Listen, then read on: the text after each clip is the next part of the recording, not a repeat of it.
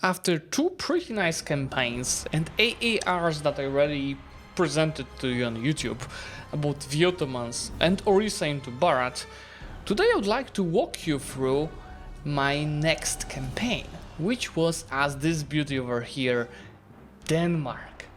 Denmark, that is, let's be honest guys, I'll get to the details later, but Denmark is a ruined campaign simulator.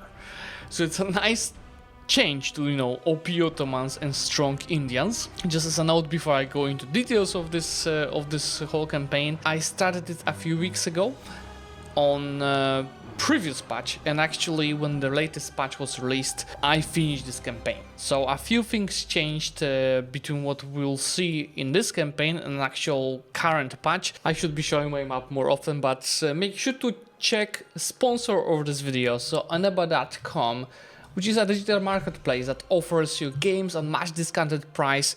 You can see that currently there's a deluxe sale going on for deluxe versions of various games. So for example, you could get Hogwarts Legacy for just $12, or many other well-known games. You can see stuff like Flight Simulator, God of War, Sniper Elite, Spider-Man, Cyberpunk, or even City Skylines. Whatever you're looking for, not only these games, there's plenty of games at a much smaller price. So if you're looking to play something ahead of EU5 being released, make sure to check the pinned comment as well as the video description. Anyway, let me talk you through 1337 situation of Denmark first. Denmark has 70 dynamic historical events, that's a lot of content, and 14 unique advances.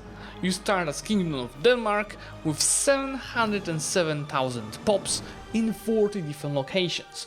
You also do have a subject of Zlewikk, and you have some lands in Estonia. You don't really have any of your unique country forms at the start, so the ones that I chose was one for around power, another one since I had a high naval associated value that was giving me naval maintenance, proximity cost for port, and development growth in the naval locations. You start with two unique advances unlocked at the game start that are unique for Denmark.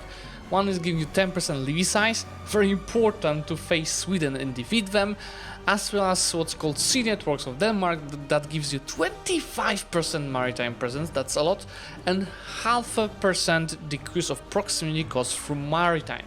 So you see the whole setup was really strong to spread high control via maritime locations. There are another 5 advances from the fact that you are Catholic, one for monthly diplomats, one for monthly army tradition, another one for cultural tradition, and another one for stability investment, so how fast your stability is increasing.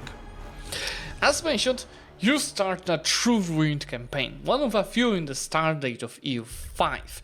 You have only 6 income after setting everything up and -5 balance. You see, you lose as much money as your starting income is. And this is because you have 31 loans, that is around 2.5 in interest, and you also spend another 3 ducats on the starting buildings. Pain. Zlewikk is great as it gives you a bit of money, and for your lands in Estonia you want to release subject there ASAP because you get a negative event for these lands, so it would be very easy to lose them, especially with just one ship available. So I released Estonia right away to have a subject that gives you income, and of course takes care of these lands more than you with 0 control. So in general, first few decades was not conquering anything, it was trying to fix the whole situation. When I tried this nation for the first time, I bankrupted after a while. So that what I'm talking you through here is my second try on Denmark.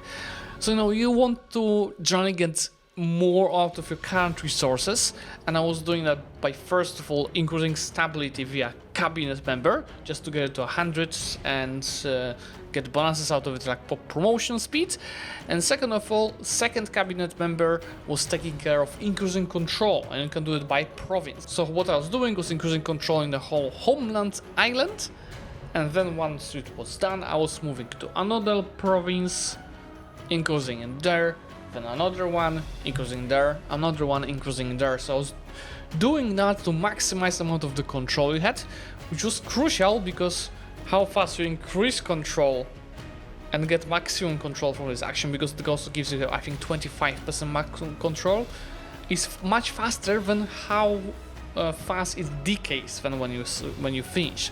So I was able to increase my base stacks a lot, and with that also how much money I was getting, especially from one location around here that has the goddamn amber. Because amber was the one trade good that was saving my life early on, because it's very expensive and you can sell it for trade. Another thing that was helping me a lot was sand tolls, for obviously people going through our straits. And this way I was able to, you know, slowly repay my loans while getting my stability and legitimacy to 100. And I was out of debt in around 30 each years. So by 1373 I had 20 of income and 11 expenses, which meant I had 9 of balance with no goddamn loans. Of course, the subjects as well were helpful with over 3 income coming from them, another 2 free income from Santals, and another 2 free from the trade of beautiful amber. As for expansion, my first obvious target was Sweden. That was fighting me together with Norway in some of their subjects, but thanks to the bonus to levies that I mentioned, and the fact that I have also help of my subjects levies, and that Sweden and Norway were not connected to the troops right away, I could catch one then another, and this way nivellate the fact that they had more levies than me, but I was targeting it better. They also didn't have many forts, so the war with Sweden was relatively easy. You see, when I first declared, I only took Scania, which were my cores, so I didn't have to integrate it. It was just immediately my full cores. I could have high control over there, especially with that Gavidan action that I was still using. While on the second war I took a bit more of here, I got Gotland, and also all of these lands I took for my subjects. So that's why my lands by 1397. In Age of Renaissance, Denmark gets another 2 unique advances, one for monthly legitimacy and diplo capacity, very helpful for the subjects gameplay, another one for the merc maintenance that I didn't really use. You get a lot from religion, mainly being Christian or Catholic, some are mixed, which is monthly prestige, medicaments, outputs, cost of your court, and a bit of clergy satisfaction. Because we are in Western Europe, we also got 10% exploration preparation time, but I didn't really explore in this campaign on purpose, and I took admin focus, same as in my India campaign that was giving me bonuses like max literacy, stability investment, Deus Wood Casus Belli, admin efficiency, and proximity cost. I realized that I also did not explain in any of my other videos how in practice Catholic religion works. So first of all, we've got the religious influence, which works kind of like Papal influence, with the difference that you can get between 0 and 0.1 monthly from percentage of the clerics of that religion. So if they're all Catholic, you're getting 0.1, if none of them are Catholic, you get 0. And then there are various sources of religious influence, including advances. You can spend that Catholic influence on a few things. First of all, you can get one of your pastorals as a saint. That gives a one-time bonus, mainly to prestige, but I think also to some other things like legitimacy. I don't remember now. I was using that mainly for the prestige. And the better stats combined with that ruler, the better bonuses you get from proclaiming a saint. And on top of that, you also have a few buttons. One Placitum Regium that gives you 20% crown power, but it also decreases your populations and monthly religious influence. And then you can also request a cardinal seat. And the cardinal seat is gonna work a bit differently than in EU4. A cardinal seat is actually a building that you get. You need a high influence and good relations with Pope for Pope to actually accept it. And then the cardinals are used by you for votes for the papal bulls. So there are 1, 2, 3, 4, 5, 6, and 8 different bulls that can be voted. And the more cardinal seats you have, the more votes you have to get it. Everyone with the cardinal seats is voting. And you can get for 10 years one of the bonuses here, like 10% clergy satisfaction, 2 tolerance of heathens, 5% estate satisfaction, minus 20% antagonist received, which is AE received. Institution growth, 25 maritime presence on top of 25 we get from Denmark, you see what I was stacking already, and 20% Imperial Authority modifier. And one more thing that you can use the Papal Bulls for is to call for a crusade. When I was playing Ottomans, there was some crusades called on me. The religion also has 7 holy sites that have various levels from tier 1 to tier 5. The higher tier, the better bonuses you're getting. For example, Jerusalem, that is tier 5. Owning it gives you 0.1 of religious influence monthly. It gives you 100 possible clerics and 0.40% monthly prosperity for that specific location. And then of course, depending on the level, you get different bonuses. On level 4, for example, is Vatican, and then you also have Santiago de Compostela, Chartres, Cologne, Canterbury, and Vadsteda Abbey. My whole early game expansion was into Scandinavia. You see in the darker color are the lands that I was taking for myself. Mainly the coastlines and iron mines for better control it for myself, and everything else was for the subjects. I had like 10 or 12 of them. On that patch back then it was just alright. In the newer patch they actually nerfed the vassals, and that would be much above my deploy capacity with this amount of the subjects.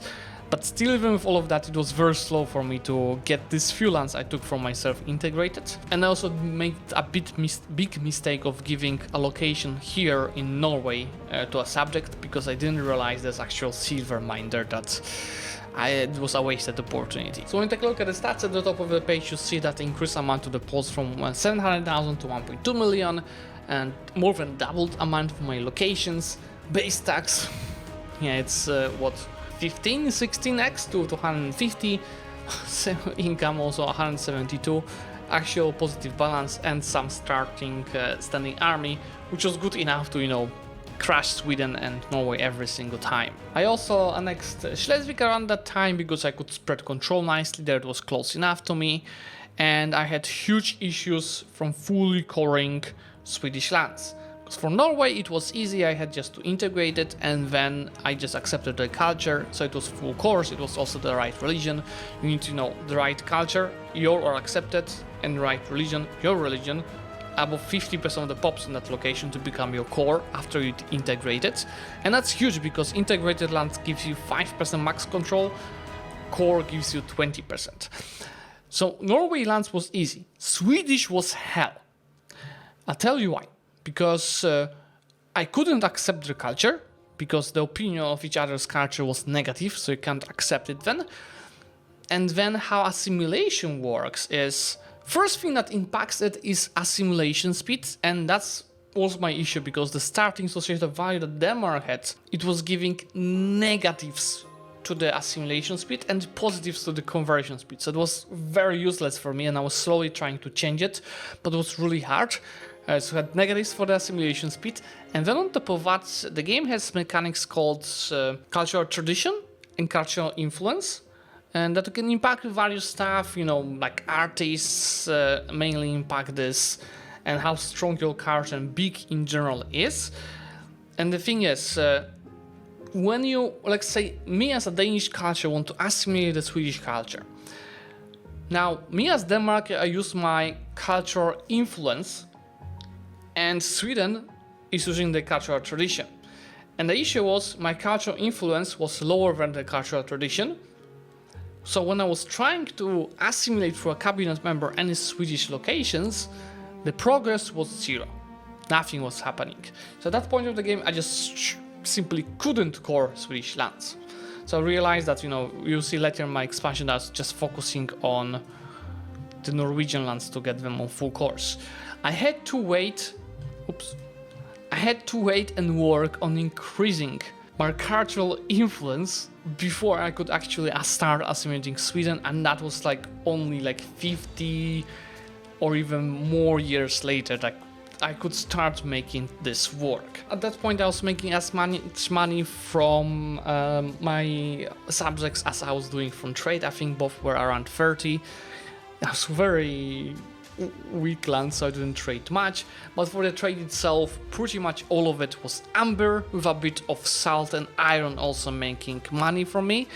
And since the maritime presence was stacked, I had it pretty much at full at all of the locations around my homeland, and that was allowing me to spread really nicely control. All of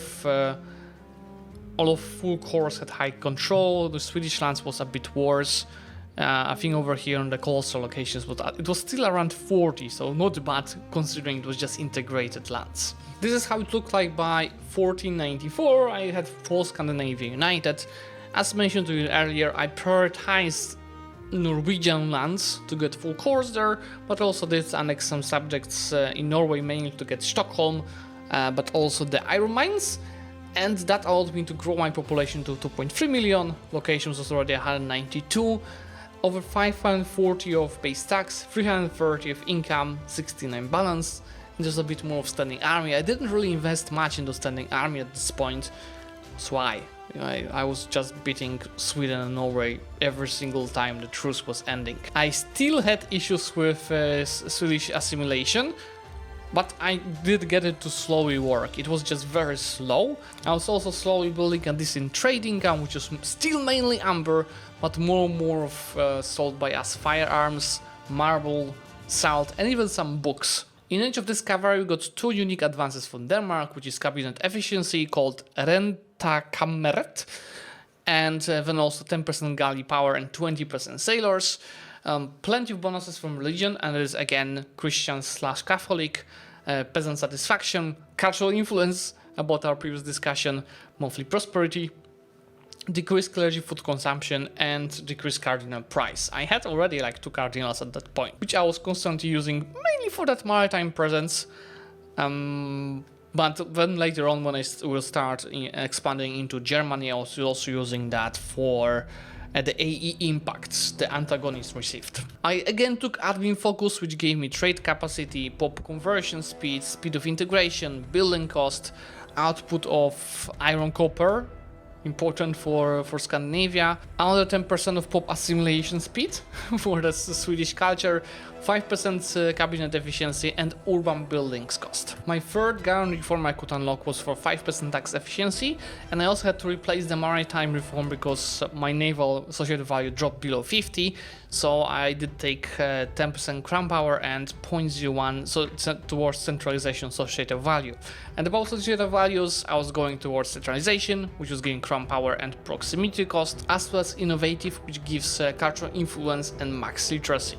I was also fighting with spiritualists, so the mentioned associated value that gives me pop conversion speed instead of assimilation speed. At this point, I also had only 2 cities in Copenhagen, and I think next by around here. It's because back then, as mentioned earlier, it was still 50,000 required pops to beat the cities. Only these two locations could do it, but I did get plenty of towns around in all of the locations with not useful trade goods. This is what I got by 1549, so after the next 5 decades I was simply annexing subjects in Sweden. I was also progressing slowly with assimilation, so most of the locations already had it, some didn't. And I also started expanding of Germany, which was actually easier than I expected. Not sure how HOE works in that manner, but I didn't have to fight HR Emperor in any of these wars, and most of them were really easy until I got like here to Wolgast, because in Pomerania in general, because these guys were allied to Poland, and that's where I really started having issues, and I had to leverage standing army more and be more patient on how I run the war, because they had much more armies than me, but with smart movements I managed to win this. You can see the stats from me on pops: 300 locations, 1.1 thousand base tax, 600 income, 172 balance, 12,000 standing army. What's important, back then it was harder to form Scandinavia, so I couldn't form yet. In the current patch I could form it already. I just overextended myself with the subjects in southern Finland and also north of Scandinavia. They were just very big, and I was annexing them very slowly. At this point I decided to switch my religion to Lutheran, to play a bit of a roleplay, but also test a new religion, so I can also give you more information about it. They also use religious influence, same way of that basic gain of it, depending on how many of clerics you have. There's also default gain of 0.1. Besides that, they also give you, like the religion by default gives you cleric satisfaction, tax efficiency, so not much really, honestly. And so you have a few CTAs to be used with that religious influence. You can ask for divorce, you can deport heretics if you have colonies, or you can just dissolve monasteries, the Catholic monasteries, to just gain money out of them. Then you have 3 bonuses to be chosen, similar to EU4, but there's a huge choice of the bonuses. Let me actually count them. 18 bonuses to be chosen from. You know, this influence increases far slower than in EU4, and I don't think they ever expire. So that's also worth noting. And there are a few bonuses that I'm gonna actually mention all of them. So you can get 10% AE impact, so less than Catholic, but also 5% war score cost. By the way, pretty much all of these bonuses I will tell you also give some kind of associated values, so you can use it for the associated values. And another one for 5% proximity cost, another one for 10% max literacy, another one for 20% pop conversion speeds, another one for 2% cost of court, another one for 10% food production, wine output and monthly religious influence, another one for max tax for just clergy, another one for crown power, monthly control and monthly decentralization, another one for tolerance of the heretics, another one for pop assimilation speed and monthly rebel growth, another one for max clergy literacy and Protestant monasteries, that gives another clergy max literacy, another one for 5% tax efficiency, another one for 5% literacy, another one for join rebels threshold, so it's hard to get rebels, 5% max literacy, another one for your artist skills and some of his start chance, 5% income from minting and 1% interest of your loans, and our last one, the only military one, 2% army morale recovery. So the ones that I chose was the AE impact plus war score cost, the one for 10% max literacy, and then one for the proximity cost. But there are plenty of more other that were useful that I was considering, so that's, I think, a pretty good variation, maybe not too much for the military there. Pretty okay trading income at this time, besides, again, Amber, that was my king. I had already plenty of locations with Amber. I was earning more and more from salt and iron. I had 6 cities in the homeland and North Germany that were there already, but also a lot of towns, especially on the coast, because towns also give some max control, not only cities, so spreading my control very much through the coastal provinces. And then Age of Reformation, there's also plenty of new advances. For Denmark, there was religious influence and tolerance of the true faith, and naval supplies output, as well as Copenhagen Dockyard, which is a unique building that gives you sailors, and 2 ships building cap, so you could just build more than 1 ship at the same time. Then from religion, you got tax efficiency, tolerance of the true faith, as well as 10% more of armies. And from the Diplo focus that I chose this time, I got diplomatic reputation, 20% cabinet efficiency, that's really strong, naval maintenance, trade capacity, max diplomats, market attraction, and tax efficiency. Actually, I forgot to mention, but I also was switching my trade nodes a bit, because AI, when they're losing a trade node, a market, they're creating a new one, so it has like 5 of them here. So I ended up with having 1 in Skane, 1 in Stockholm, and 1 somewhere over, I think, here in Norway. And I was spreading it across everywhere here. And then at this point I also did get Zlewikk, so I also split, North Germany and South Scandinavia between Zlewikk and Scania. By 1587 we formed Scandinavia. It was just a matter of annexing that one last Finnish subject, because I pretty much needed whole Scandinavia to form it. Not like it is right now, it is much easier. But you see, by 1612 is when I finished my campaign. I will just also continue fighting some wars, mainly with Poland, Lithuania and Livonia, to complete my full ownership of the Baltic Sea. And you see, by that year I got 7 million pops, 470 locations, 2,800 base tax, 2,200 income. 1.3 thousand of balance, and 61,000 of standing army. Everything was my full course. Assimilation was really fast at that time. That's, I think, one of the problems, that assimilation early on is very hard because of the limitations I mentioned earlier.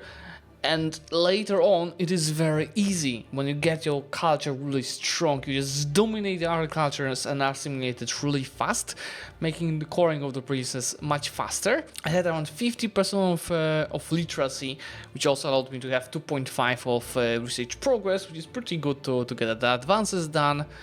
I also got 2 new guarantee forms for 5% tax efficiency and 25% pop assimilation speed, so another bonus for this. Around 35% of my income was from trade, which was a nice boost compared to what was before, and it was mainly salt at this point, then followed by amber, gold and tools. Forming Scandinavia gives you another 7 new advances on top of what you already have from Denmark, and you keep the Danish advances.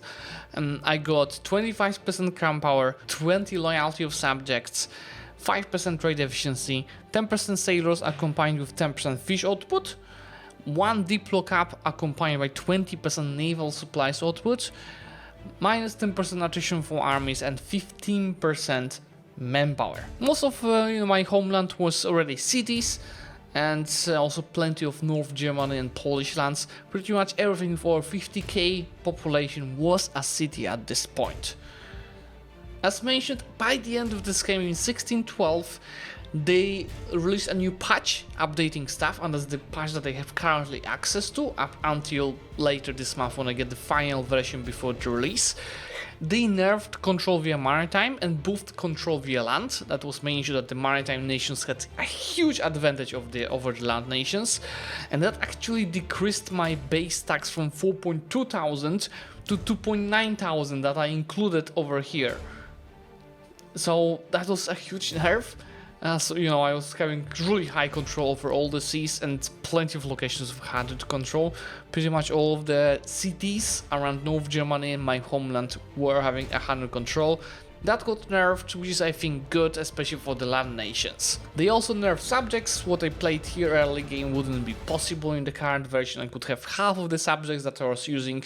Another great nerf to just also slow down how efficiently you expand and get the cores over the new lands. There were also some UI changes, mainly that you again have to pay at least half cost for a few things, mainly army, navy, and force. So it wasn't.